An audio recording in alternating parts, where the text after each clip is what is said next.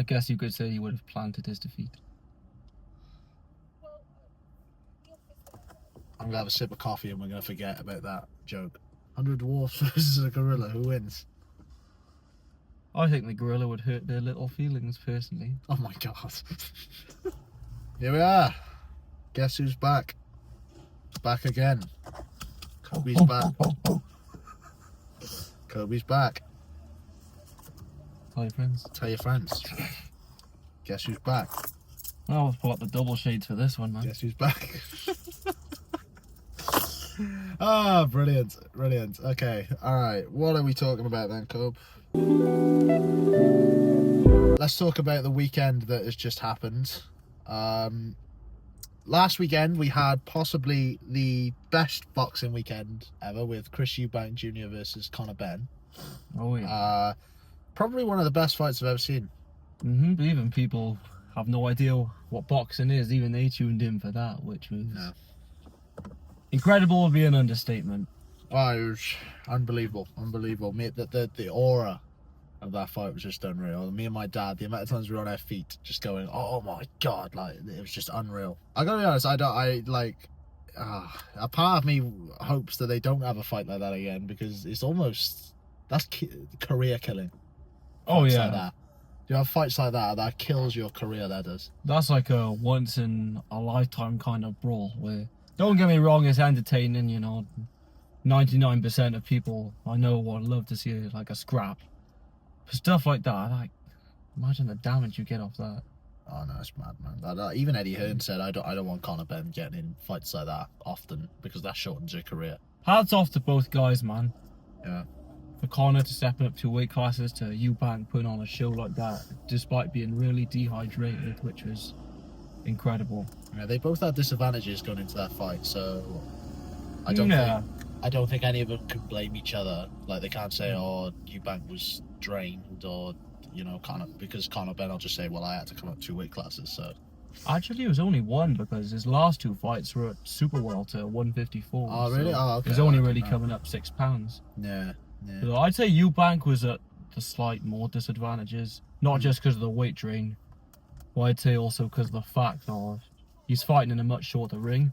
Yeah. He fought Conor at his own game, which was inside pressure fighting. You know, I stood toe to toe with him. Yeah. I still came out on top. I didn't think Conor Benn could fight like that. No, he did incredible, he to be fair to him, against someone with Eubank's caliber and experience. Yeah. I didn't think he could fight like that, bro. But anyway, great. That was an amazing fight. Probably one of the best fights I've ever seen in my life. I'll never get a feeling like that again watching a fight. So, yeah, hats off to them. Oh, yeah. This weekend, however, that has just come, it is now Monday, so we've just had a weekend of boxing. Probably one of the worst weekends for boxing we've ever seen. Would you agree? Friday and Saturday, if I could describe it in one word, underwhelming probably takes the cake. Underwhelming is, yeah, I mean, it doesn't even describe it, does it? Well, so the Friday card, honestly, we'll start from Teofimo Lopez. I thought was absolutely brilliant. Yeah, no, that fight was good. I enjoyed that one. Because Teo Lopez that's probably one of the best performances I've seen him. Against somebody like Barboza, who's come off, you know, big wins lately against, you know, beating Jack Catterall to, who was the other guy he fought? He obviously fought Jose Ramirez. Yeah.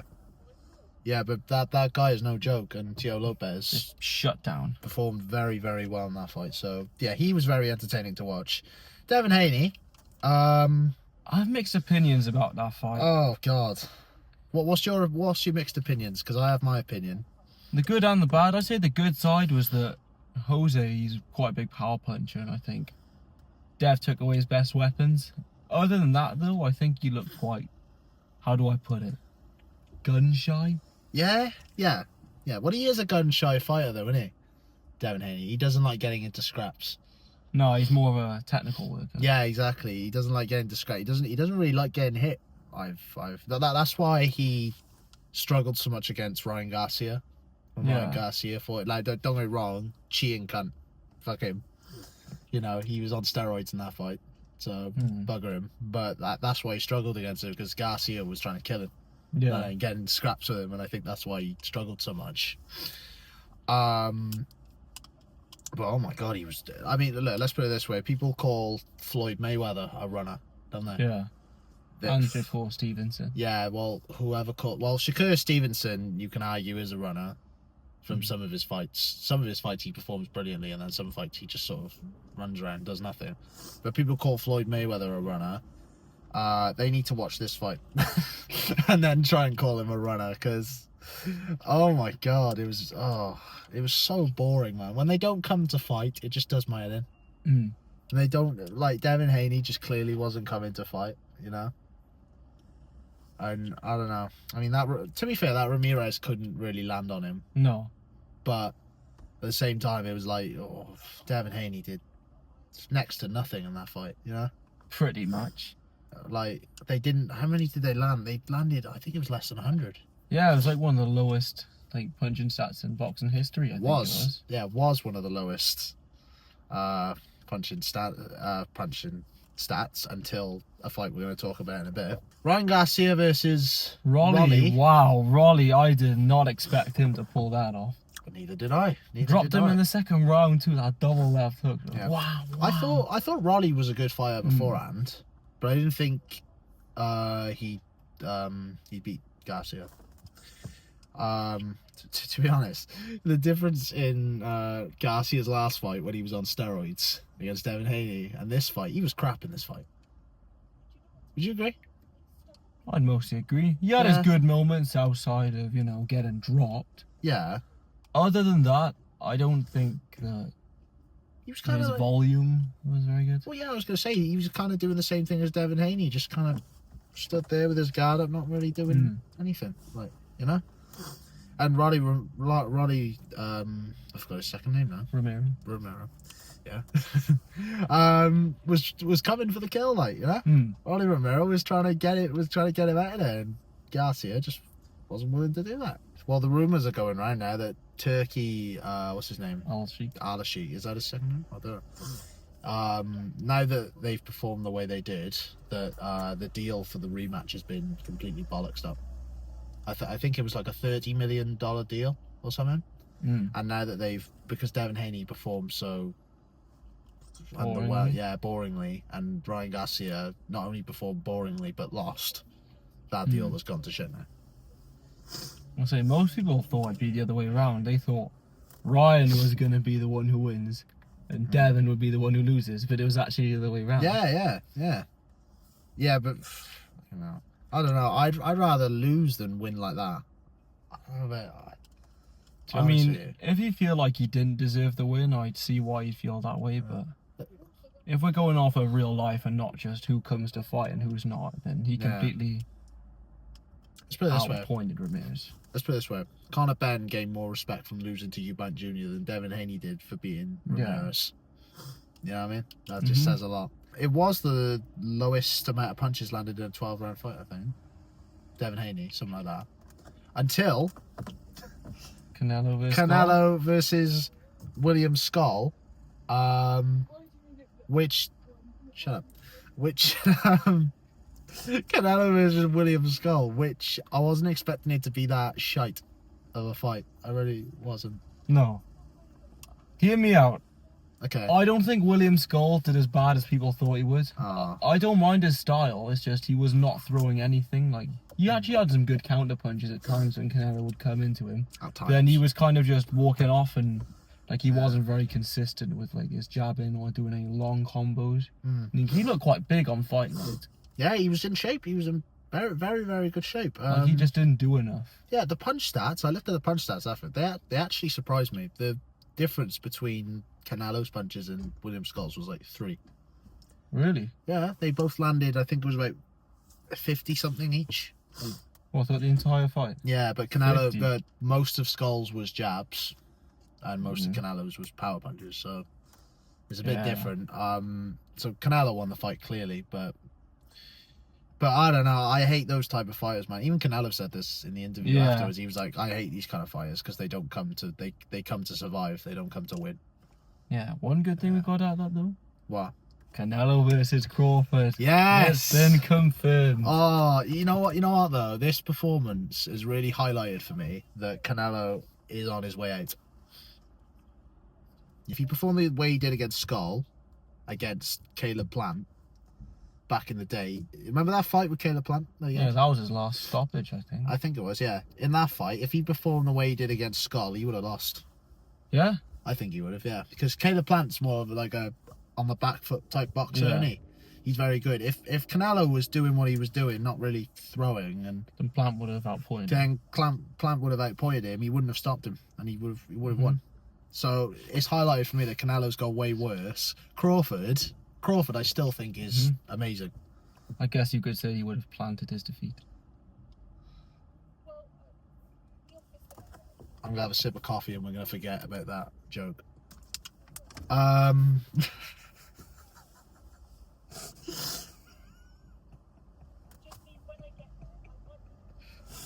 Outspoken, the podcast where you say the most outrageous things. The most outrageous things of all time. Personally, I thought it was like a decent dad joke, but you know, people... Yeah, no, I don't see Canelo beating Crawford. No, but then, if we're going off of both last performances, Madrimov, I know this was like last year, it's almost a year ago now, actually. Crawford didn't look as amazing at super welterweight, and he's got to jump 2 weight classes. I know. To go against Canelo, so... Well, yeah, that is the thing, isn't it? Will he be as good at this weight class? If I'm not mistaken, he walks around about... He said he walked around about 180, which is about 81.5 kilos. So he's really not dropping that much weight. He's probably dropping about, let's see, 76 kilos. He'll be dropping about only 6 kilos max. 6-7 kilos. But Crawford? Yeah, if he walks around as much as he say he does, he might walk around it more, he might walk around it less. But Canelo will be the naturally bigger guy on fight night. Oh yeah. But I think if he performs the way he did against Skull, against Crawford, he will lose. Yeah. You know? And that's just, because Crawford's output is unreal. Isn't it? Like, he throws a lot, Crawford. Like his fight IQ. Yeah, and he's, like I said, his fight IQ is incredible. And, imagine if Crawford drops Canelo. Imagine. He's never been dropped, Canelo. Can we... In 60 plus fights, never been dropped. He's been against world champions, Hall of Famers, the lot. He's gone at weight classes, never been dropped. Yeah, man survived 36 rounds against Golovkin. That's insane. A feat. It's insane, yeah. But I mean, never been dropped. Imagine if Crawford is the one to drop Canelo for the very first time. I could see it. I mean, he's definitely got good power. At least he did it welterweight. Although, again, he did struggle against Madrimov. Yeah, no, that's the thing, though. Yeah, that's the thing. He didn't. I don't think he hurt Madrimov once. No. I think he hurt him. Let alone dropped him. Did he? I don't know. You could argue that the inactivity was a factor, but then, other than that, there's not really much you can say, is there? No, but... Hard to say. Yeah, but he came out in weight class to still beat Madrimov. The fact that he was coming out weight classes. Fought very well against him. Madrimov is a very, very good fighter. Yeah. Very, very good fighter. Hence why he went 12 rounds with Terence Crawford, 12 rounds with Virgil Ortiz Jr. Put up a very good fight against Virgil Ortiz Jr. as well. But yeah. I just hope boxing goes well in the future, because we've had a very bad weekend, and I kind of hope it just continues to be great, More on the boxing topic, we have got a big rematch between two of the best heavyweights currently, Oleksandr Usyk and Daniel Dubois. This fight is very interesting because both of them have just got better with time, especially Daniel Dubois, winning his last 3 fights against very big opponents, very good opponents, mainly him decimating Anthony Joshua. Oh, I think that was one of the biggest upsets. Most people thought AJ was gonna do him. Yeah, but I did. I thought AJ would get him out like that, easy. And I watched the fight, and Danny Dubois not only beat him, but absolutely battered him. Again, those are the types of fights that end careers.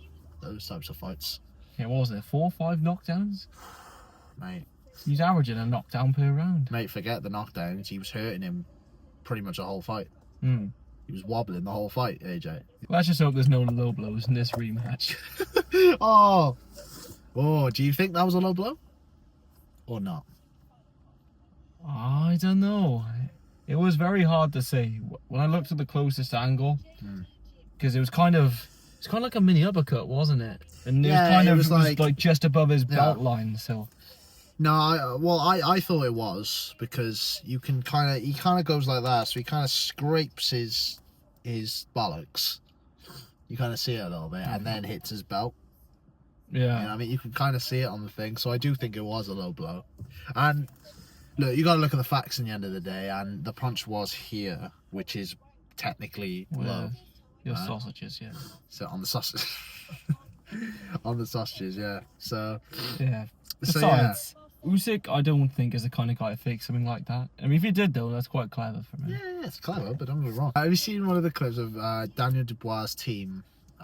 He's this journeyman boxer, and he's on Daniel Dubois' side, and he's calling out Usyk for being a faker or whatever, and he says, "Oh, in the streets, I would rip your eyes out and shit like that." And Usyk is just like, "Just stop, lad. Just stop." Innit? This guy's like, "I'd rip your eyes out, man." And I searched this guy up. I was like, "Oh my god, he must be a beast. Look at his record, 4-2. Ignore." I was just like, I think Usyk will do it again. I do too. Late stoppage, I reckon. Late stoppage, yeah. He was what, 40 pounds lighter than Tyson in their first fight, and he managed to drop him. I know. Hurt him. I know, that's insane. And Usyk and Dubois is only about, what, 20, 30 pounds lighter? Yeah, I don't see Dubois doing any better in this fight than he did in the first one. Although, like you said, he's been improving him with his matches. He has. If he performs the way he does against Joshua, he could do something. Maybe, who knows? But Usyk has got probably one of the best chins ever, I'd argue. Hasn't been dropped in the professionals yet, has he? No. Well, actually, no, he has. Has he? I think he has early in his career. I think he did. Or was that the amateurs? I'm not sure. He got dropped by Better BF in the amateurs. I know he did, yeah, with a body shot. He's always been weak towards the body a little bit. I mean, he's getting old now. He's 38, so yeah, well, I think the body will hurt him more. I know, but he has publicly said that he's got 2 more fights. Have you Two seen more? that? 2 more. So this one and another one. I thought this would be his last one. No, he's going for 2-time undisputed status. No. So he's having this one and another one, and he said he wants his last one to be a trilogy with either Joshua or Fury. He'd prefer Fury though. Oh wow! And Fury, have you seen Fury's coming back? He's coming back. He's coming back. Yeah, he made a video recently where he was with Sugar Hill Stewart, and he said, "You know what's coming," and I was like, "Shock horror! You're not retiring." You're not retiring. Who saw this coming? How many times has he retired? Oh my god. Too many. One day he's going to retire and it's going to be serious, but we're just never going to know. We're just never going to know. Yeah. I don't know why he does it. Well, don't say you're going to retire. Imagine how much that's annoyed his wife. Him saying he's going to retire, and then months later he's like, "Yeah, come on, Joshua, you dosser. you big fat dosser, you little silly sausage." I'd be so annoyed if I was his wife. But personally, I just don't see Usyk being... No, I don't see Dubois being Usyk, personally. Again, I see Usyk... Because Usyk, apart from that low blow... he was winning every round. Almost. Yeah, I thought I had him... I gave... Dubois might have won 1 of those rounds before he got stopped, maybe. That was it. No, let's be honest here. He wasn't winning any of the rounds, was he? No. He wasn't winning any of the rounds. Let's be perfectly honest here. Usyk was completely outclassing him. Like, yeah. You know, let's not try and make this sound closer than it was. It wasn't. Apart from that low blow situation, which a lot of people think wasn't a low blow, is a low blow, which I think is ridiculous because, you know, we've seen the shots. It clearly was low. But, you know, yeah, I personally don't see it happening. But, you know, we'll see. It's heavyweights, so we'll see. Alright, I read up about this the other day. A man named Dr. Lupo. Have you heard this? Streamer. Think so? Yeah, streamer. He went into I don't know the full detail, but he went into like a chess tournament thing for charity, right? He went to a chess tournament for charity, and many people accused him of cheating in this, because it was weird, because he was he went from, I think he went from just doing okay in the tournament, and then all of a sudden he had like every move he made was accurate. Really? In the chest, so it was a bit dodgy, right? And they also noticed that on his camcorder, he was like looking away every few seconds. Right. So think what he they might have been thought, using like AI or something. yeah, like an AI thing, yeah, to tell him what to do. He denied it when people called him out for it. He denied it, saying, "Oh, I have no reason to cheat" or whatever. But more and more people were coming forward saying he's a big cheater, and chess experts were coming forward and saying, yeah, he's an obvious cheater and all that. And then chess.com dropped a statement saying they've dropped him from the tournament for cheating. So he did cheat. Oh wow. They found out he did cheat. What was he fined for it? Well, no, I just think he was kicked out of the tournament. It just made me laugh, because he came on stream and said, "No, I didn't cheat. No, didn't cheat. No, why would you think I cheat? No, AI. What's AI? I don't even know what that is. No." And then he gets dropped from the tournament, and then he came out on Twitter saying that he'd voluntarily moved out of the tournament himself. Just mind you, this was after chess.com had released the fact that he'd been dropped from the tournament, that they'd removed him, and he came out saying, "Oh yeah, I've had to leave due to reasons," and we're just like, mate, they've told us you've been dropped for cheating. Like, what are you doing? I just found it really funny that he came on stream saying, "Oh no, why would I cheat? Why would I cheat?" And then a few days later he gets dropped for cheating. That's ridiculous. Yeah, but why would you want to cheat in a tournament? Not only just a tournament, but a tournament for charity. I was going to say, if it's a charity, then yeah, it's not that deep. Charity event, why would you want to cheat for charity? It just doesn't make any sense to me. That's crazy. I mean, the fact that he completely denied off everyone and then got exposed. Well, yeah, he did get exposed. Tells you about the kind of guy he is, doesn't he? Twat. Absolute twat. Well, what else does this Dr. Lupo do? Does he just play online chess tournaments for fun, or? To be honest with you, I don't know anything about him. Well, let's hope he's not a chess doctor, because I wouldn't be going to him for advice. Well, I don't know. I mean, apart from, oh yeah, how chess doctors ever become a thing, that is. Well, yeah, I mean, who knows? But yeah, terrible. All right, 100 men versus silverback gorilla. Who wins? 100 men. Depends what kind of men I've got. Right, so if we had 100 dwarves versus a gorilla. 100 dwarfs? 100 dwarfs versus a gorilla, who wins? I think the gorilla would hurt their little feelings, personally. Oh my god. Their little feelings. What about 100 of me versus a gorilla? 100 saddlers versus a gorilla. Yes, 100 sads versus a gorilla, who wins? I think the 100 saddlers would do it. I'd even dare say 50 people could get the job done. Really? Yeah. 50 people? You reckon 50 people could take down a silverback gorilla? Yeah. Yeah? I like to think the same for 100 Kobe's too. 100 Kobe's could take down a gorilla. I think 100 Kobe's could do a gorilla. It'll be a close fight, because gorillas obviously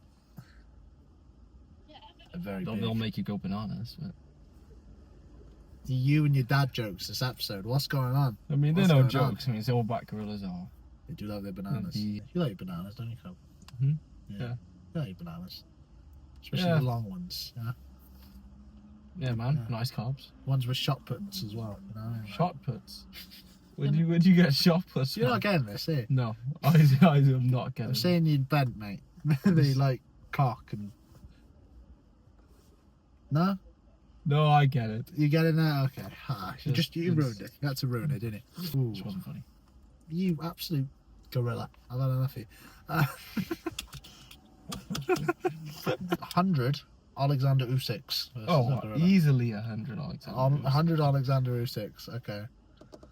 Fair enough. All right. 100 KSIs. I mean, as long as he doesn't start doing star jumps before trying to take down the gorilla, then I think he'll be fine. Oh dear. Maybe you could take the gorilla from the screen to the ring to the pen to the king. Oh, who knows? Oh. Just see him start doing star jumps. One of them throws a wild right overhand, the other one jumps over him, tries to go for a KSI guillotine, fails. KSI guillotine. Yeah, I made that up on the spot. Anyway, or a KSI elbow. then at the end, when he takes him down, he asks the gorilla, "How many jabs did you land?" You weren't landing! Yeah. You weren't landing! Yeah, he'll just yell that in the gorilla's face. That's what I think, though. I think the KSIs would just about pull it off. Question for you. What do you think is your biggest achievement thus far in life? Oh. You. I'm joking. Well, coming as far as I've come, I think, is definitely the big achievement. Yeah? Yeah, I mean, seeing how I was about 2 years ago to how I am now.